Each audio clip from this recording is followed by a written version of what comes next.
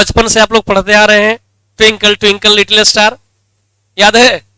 अच्छा किसको किसको पूरा वो याद है पोएम? हाथ उठाओ। पूरे पोएम किसको किसको याद है? मतलब 5-6 लोगों को। नरक में भी तुम लोग को जगह ना मिले, ये मेरा श्राप है तुम लोग को। बचपन में आदमी अपना मतलब बच्चा जो है, हम जो अभी नोटिस करते हैं कि बच्चा अपना नाम सीखने से पहले ट्विंकल ट्विंकल लिटिल स्टार सीख लेता है। देख लो हमारे घर में भी एक है कार्टून, तो और तुम लोग भूल भी गए, फिर क्या फायदा पढ़ के ऐसा? जो लोग भूल गए याद करके आएगा, कलम सुनेंगे। लिखा ट्विंकलिंग ऑफ स्टार्स। पहले कॉन्सेप्ट समझ लेते हैं, उसके बाद हम बारी बारी से लिखवाते चलेंगे।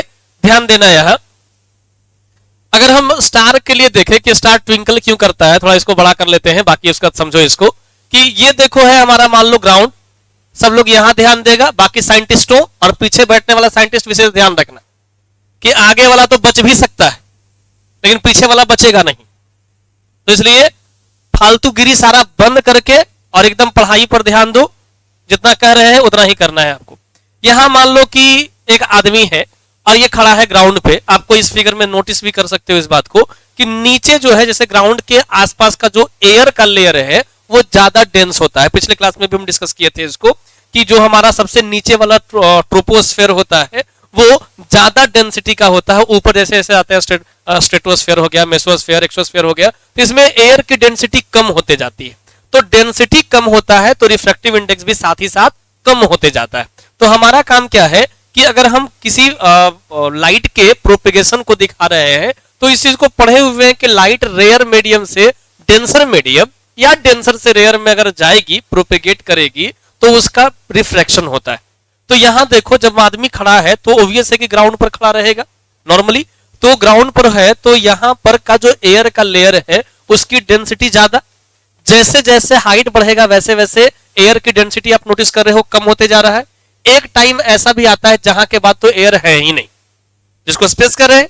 तो लाइट जो है जब स्टार से चलती है, किसी भी स्टार से चलती है, तो लाइट देखो ऐसे आ रहा था, अब जैसे ही अर्थ के इन्वायरमेंट में इंटर करता है तो इंटर करते ही उसमें सबसे पहले काफी रेयर, पहले तो कोई मीडियम था ही नहीं, वैक्यूम, उसके बाद वो एयर में आया जहां डेंसिटी कम है, फिर नीचे आया डेंसिटी और बढ़ा, और नीचे आया डेंसिटी और बढ़ा, और नीचे आया डेंसिटी और बढ़ा।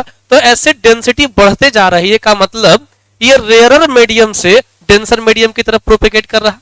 और जब ऐसा होगा तो क्या होगा, इसमें लाइट का रिफ्रैक्शन, और रिफ्रैक्शन टुवर्ड्स द नॉर्मल, तो ये टुवर्ड्स द नॉर्मल ऐसे बेंड करते जाता है, बेंड करते जाता है और आदमी तक ऐसे पहुंचता है। इसमें ये वाला पार्ट गलत बना हुआ है, जरूरी नहीं कि कोई किताब में या कहीं गूगल पे मिले। और जो लोग ये बोलते हैं गूगल पे देखे, नालायकों ध्यान रखना, गूगल पे कुछ भी मिल जाता है। तो कभी कोई आंसर जैसे होता है, कभी कभी मेरे टेस्ट में भी क्या है कि क्वेश्चन जो है कोई रहा, हम यहां बताए कुछ, जाके सर्च किया मोबाइल पे कुछ और मिल रहा है, तो भेजेगा हमको स्क्रीनशॉट करके कि सर देखिए गूगल पर ये मिल रहा है। मतलब बेटा गूगल जो है वो एक सर्च इंजन है, वहां पर अगर तुम कुछ गलत भी लिख के डाल दिए और उस चीज के बारे में कोई सर्च करेगा तो वो उसको वहां शो कर देगा।